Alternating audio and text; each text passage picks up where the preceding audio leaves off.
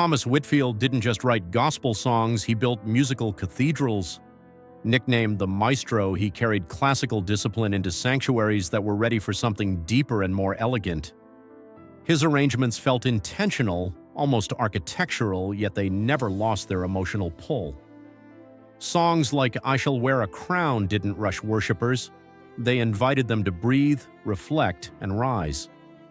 Beyond the stage lights, Whitfield was a patient mentor, shaping young musicians with quiet excellence.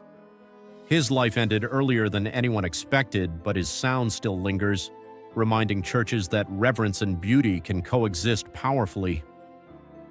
Voices that could move. Keith Pringle and Daryl Coley were proof that a voice can change the temperature of a sanctuary. Pringle's delivery was bold and commanding, the kind that pulled people out of their seats and into praise without apology. Coley, by contrast, sang with velvet control and emotional depth, blending jazz sophistication with raw faith. Where Pringle ignited, Coley enveloped. Together, they represent two ends of gospel's vocal spectrum, fire and finesse. Both men understood that singing was not performance, but ministry. Long after their voices fell silent, their recordings still teach choirs how to feel a song, not just sing it.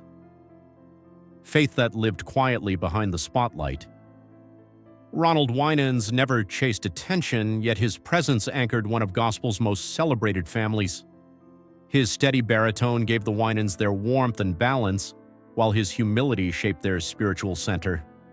Similarly, Sherman Hemsley surprised many by revealing his deep love for gospel later in life.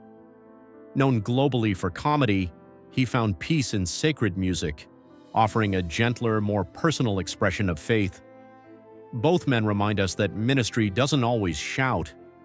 Sometimes it hums softly in the background, holding everything together, proving that devotion can be just as powerful when it's lived quietly.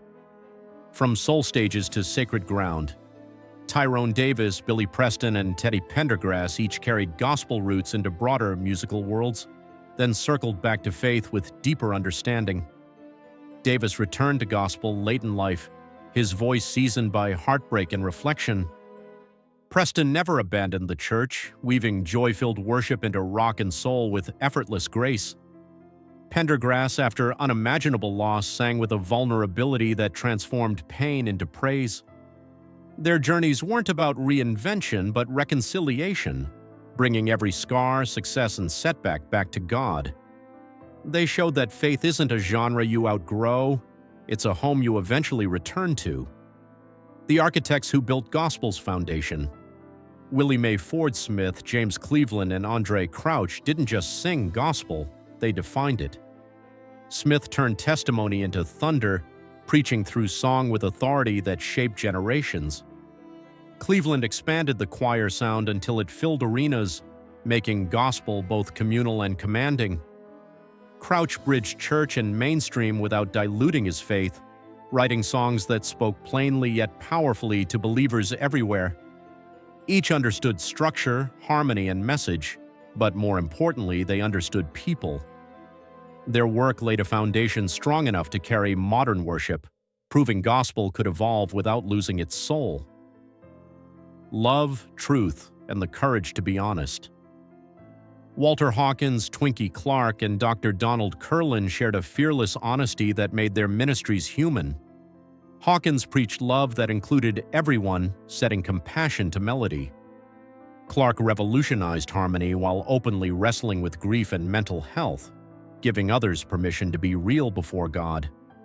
Curlin's teaching emphasized perseverance over perfection, reminding believers that faith grows through struggle.